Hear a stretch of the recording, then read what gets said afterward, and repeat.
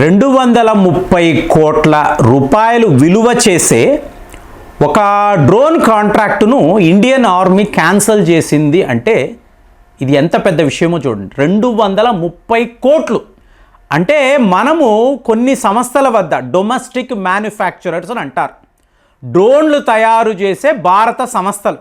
So వీళ్ళ వద్ద మనం ఏం మాట్లాడాము, ఒక 400 డ్రోన్లు, ఇందులో 200 మీడియం సైజు డ్రోన్స్, ఒక 100 లైట్ వెయిట్, ఇంకొక 100 హెవీ వెయిట్ డ్రోన్స్ మీరు మాకు తయారు చేసి ఇవ్వండి అని చెప్పి ఇండియన్ ఆర్మీ ఈ సంస్థలకు కాంట్రాక్ట్ ఇచ్చారు. ఇవాళ భారత్లో మీకు ఇది చాలా పెద్ద వ్యాపారం అండి. మీకు గ్రీన్ జోన్ అని తెలిసే ఉంటుంది. అంటే ఒక 400 అడుగుల వరకు కూడా ఒక డ్రోన్ ఎగిరితే ఎటువంటి పర్మిషన్ మీకు అక్కర్లేదు, గ్రీన్ సిగ్నల్ ఇస్తారు. అదే మీరు ఎల్లో జోన్లోకి వచ్చారనుకోండి, 400 అబోవ్ ఫీట్ అన్నప్పుడు మీరు పర్మిషన్ తీసుకోవాలి, లోకల్గా పర్మిషన్ తీసుకోవాలి. అంటే మీలో చాలామంది వద్ద డ్రోన్స్ ఉంటాయి, డ్రోన్స్ వాడకం అన్నది చాలా జాగ్రత్తగా వాడాలి. అదే రెడ్ జోన్ అని అన్నారు అనుకోండి, మీరు ఈ విమానాలు ఎగురుతూ ఉంటాయి, ఎయిర్పోర్ట్లు, అలాగే డిఫెన్స్ రంగానికి సంబంధించిన అంటే సైనిక్ పూరీలు ఇవన్నీ అంటాం చూసారా, అక్కడ మీరు డ్రోన్లు వాడకూడదు. ఇమీడియట్గా మీ డ్రోన్లను సీజ్ చేస్తారు, మీ మీద కేసు పెడతారు, మిమ్మల్ని తీసుకువెళ్ళి జైల్లో పెడతారు. కాబట్టి జాగ్రత్త. కానీ ఇండియాలో మాత్రము ఈ డ్రోన్ వ్యాపారము అనేది 2 లక్షల కోట్ల రూపాయలండి. 2 లక్షల కోట్ల రూపాయలకు ఇవాళ ఇండియాలో బిజినెస్ జరుగుతుంది. సో మీ దగ్గర డ్రోన్ ఉంటే ఇది ఎంత పెద్ద విషయమో ఆలోచించండి. సో ఇక్కడ ఈ 230 కోట్ల రూపాయలు విలువ చేసే ఈ డ్రోన్ కాంట్రాక్టును ఎందుకు క్యాన్సిల్ చేశారు? ఇండియన్ ఆర్మీ, ఏకంగా ఇండియన్ ఆర్మీ నో అనింది, మాకు ఈ కాంట్రాక్ట్ వద్దు, రూపాయి ఇవ్వము, ఈ డ్రోన్ తీసుకొని మీరు వెళ్ళిపోండి అన్నారు. సో దాంతో ఈ సంస్థలు హడలిపోయారు, భయపడిపోయారు. అయ్యో ఇదేంటి ఇంత పెద్ద కాంట్రాక్ట్ సడన్గా క్యాన్సిల్ అంటున్నారేంటి, ఎందుకు ఇలా చేస్తున్నారు అంటే, మీరు ఈ డ్రోన్లలో చైనాకు సంబంధించిన కాంపోనెంట్స్ వాడారు. సో మీరు చూసారనుకోండి, 2020లో చైనాతో మనకి స్టాండ్ ఆఫ్, లడాఖ్లో గొడవలు, 2024 చైనా వాళ్ళు మన దారిలోకి వచ్చారు, వాళ్ళు మేము డిసెంగేజ్ అయిపోతాం, మేము వెళ్ళిపోతాం అన్నారు, వెళ్ళిపోయారు. అయినా కూడా భారత్ వైఖరి చూశారు అనుకోండి, చైనాతో ఎటువంటి ఫ్రెండ్షిప్ లేదు. చైనా యొక్క పార్ట్స్, స్పేర్ పార్ట్స్, కాంపోనెంట్స్ వీటిని మీరు వాడారు అంటే మేము ఈ కాంట్రాక్ట్ని క్యాన్సిల్ చేస్తున్నాము. ఇలా టోటల్గా 400 డ్రోన్స్ని కూడా మనం క్యాన్సిల్ చేసి పడేసాం. ఏంటంటే అంత ప్రమాదమా? చైనా కాంపోనెంట్స్ అంటే ఇటు సెన్సార్స్ ఉంటాయి, మీకు అలాగే చిన్న ఐసీయూలు ఉంటాయి, ఇలాంటివే కదా ఉంటాయి. అంత ప్రమాదమా అంటే directorate general of military intelligence, so వీళ్ళు ఒక సర్క్యులర్ విడుదల చేశారండి, మీరు చదివేరో లేదో. ఇందులో వీళ్ళు ఏమంటున్నారు అంటే, చైనా వాడు ఎక్కడైనా ఏ దేశంలో అయినా డ్రోన్లు తయారు చేస్తున్నారు అన్నప్పుడు వాడు కాంపోనెంట్స్ని పంపిస్తాడు, కానీ ఈ కాంపోనెంట్స్లో మీరు ఈ క్రిటికల్ ఇన్ఫర్మేషన్ని స్టోర్ చేయగలరు. సో కాబట్టి ఎప్పుడైనా ఏ దేశమైనా, ఒక పాకిస్తానో బంగ్లాదేశో వీళ్ళు వాడుతున్నారంటే వేరండి. భారత్ లాంటి మీకు ఎయిర్ పవర్లో 3rd పొజిషన్లో ఉండే ఒక కంట్రీ, వీళ్ళు డ్రోన్లు తయారు చేస్తున్నారు, ఇక్కడ టాటాలు ఉన్నారు, అదానీలు ఉన్నారు, మీకు ఎల్ఎన్టీలు ఉన్నప్పుడు మీరు చైనా కాంపోనెంట్స్ ఎందుకు కొంటారు, కొని ఎందుకు వాడతారు? సరే వాడారు, ఈ ప్రమాదం ఎలా ఉంటుంది? ఒక హార్డ్వేర్ అనండి, సాఫ్ట్వేర్ అనండి, మన మిలిటరీకి సంబంధించిన ఇంటెలిజెన్స్ ఇన్ఫర్మేషన్ అంతా కూడా చైనా వాడికి చేరిపోతుంది కదా, ఇది మీకు తెలియదా? మరి అలాంటప్పుడు మా పర్మిషన్ లేకుండా, ఒకవేళ మీరు మమ్మల్ని పర్మిషన్ అడిగి ఉన్నారనుకోండి, అవుట్రైట్ మేము రిజెక్ట్ చేసేవాళ్ళం కదా. చైనా కాంపోనెంట్స్ మీరు ఎందుకు వాడతారు? మీ దగ్గర ఇలాంటి స్పేర్ పార్ట్స్ లేవా? మీరు వీటిని పెట్టుకొని తయారు చేయలేరా? మరి జూపా లాంటి ఒక సంస్థ మా దగ్గరికి వచ్చి చైనా కాంపోనెంట్సే లేకుండా మేము డ్రోన్లు తయారు చేసి ఇస్తామండి, కాంట్రాక్ట్ మొత్తం మాకే ఇవ్వండి అని ఎందుకు అడుగుతారు? ఎలా అడుగుతారు? వాళ్ళు మరి ఒక చిన్న పార్ట్ కూడా చైనా వాళ్ళది వాడలేదు కదా, మరి మీకు ఈ జ్ఞానము లేదా? మరి మీరు డొమెస్టిక్ మ్యానుఫ్యాక్చరర్సే కదా, మీకు తెలియదా చైనాకు భారత్ మధ్య ఎలాంటి ఒక ఎనిమిటీ ఉందని?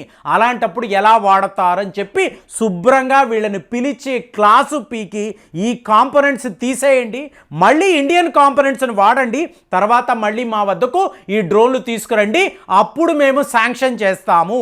అంతవరకు ఇంపాసిబుల్ అని చెప్పి ఇండియన్ ఆర్మీకి సంబంధించిన అధికారులు చెప్పడము.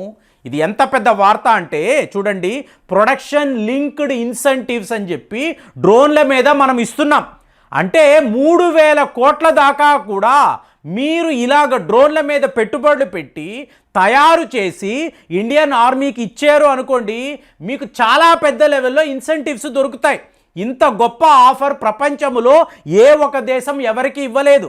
మనం ఇవాళ ఇస్తున్నాం 2 లక్షల కోట్ల రూపాయలు డ్రోన్ల మీదే. దీన్నే డ్రోన్ రూల్స్ అంటారు. డ్రోన్ రూల్స్ 2021 మీరు ఒక్కసారి వెరిఫై చేశారు అనుకోండి, మీకు ఇంతంత ఇన్సెంటివ్స్ ఇస్తున్నారు. చైనానో రష్యానో అమెరికానో, రష్యాలో అయితే ఏకంగా డ్రోన్ సిటీయే ఉంది. ఇవాళ మీరు మోడర్న్ వార్ఫేర్ అన్నారు అనుకోండి ఫ్రెండ్స్, రష్యా యుక్రెయిన్ యుద్ధాన్ని తీసుకోండి. యుక్రెయిన్ వాళ్ళు రష్యాపై ఎన్ని డ్రోన్లు వాడారు అంటే, రష్యా యొక్క పవర్ఫుల్ ఎయిర్ డిఫెన్స్ సిస్టమ్ కూడా దీనిని పసిగట్టలేకపోవడం. ఎందుకు? ఒక పిచ్చుకలాగా, ఒక పక్షిలాగా ఎగురుతూ ఉంటుంది, ఆర్టిఫిషియల్ ఇంటెలిజెన్స్ మీద పనిచేస్తుంది. సో ఎక్కడ ఎవరిని టార్గెట్ చేసినా కరెక్ట్గా అక్కడికి వెళ్ళి పడిపోతుంది, తనకు తాను ఆత్మహత్య చేసుకొని పేలిపోతుంది. కామా కేసు డ్రోన్స్ అలా యుక్రెయిన్ వాళ్ళు వాడారు. మరి రష్యా వాళ్ళు కూడా వాళ్ళ దగ్గర కాస్ట్లీగా ఉన్నప్పుడు వాళ్ళు ఏం చేశారు, ఇరాన్ వద్ద ప్రొడక్షన్ చేయండి, మాకు పంపించండి షాహిద్ డ్రోన్స్. రష్యా వాళ్ళు కుప్పలు తెప్పలుగా యుక్రెయిన్పై వాడారు కదా. అలాంటిది మీకు హూదీస్ అనండి, హిజబుల్లా అనండి, వీళ్ళందరూ కూడా ఇవాళ విపరీతంగా డ్రోన్లు వాడుతున్నారు. అంటే ఏంటి, మీకు ఫ్యూచర్ వార్ఫేర్ అన్నప్పుడు మోడర్న్ వార్ఫేర్లో డ్రోన్లు అనేవి చాలా చాలా ముఖ్యమైన ఆయుధాలు, అస్త్రాలు. మీరు పెద్ద పెద్ద విమానాలు పెట్టుకోవచ్చు, మిజైల్స్ పెట్టుకోవచ్చు, కానీ చిన్న చిన్న డ్రోన్లు చాలా పెద్ద గేమ్ చేంజర్ లాగా పని చెయ్యవచ్చు అని ఇవాళ యుద్ధ నిపుణులు అభిప్రాయపడుతున్నారు.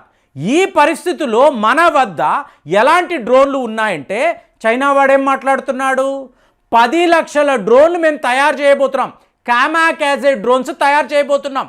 అలాంటప్పుడు పొరుగు దేశము వీడు ఏకంగా 10 లక్షల డ్రోన్లు తయారు చేసి ఒకవైపు బంగ్లాదేశ్కి ఇంకొక వైపు పాకిస్తాన్కి ఇవ్వడం మొదలు పెట్టాడు అనుకోండి, మన వద్ద సరైన డ్రోన్లు లేవు అనుకోండి, అంటే ఇందులో మనము చాలా అడ్వాన్స్డ్ స్టేజ్లో ఉన్నామండి.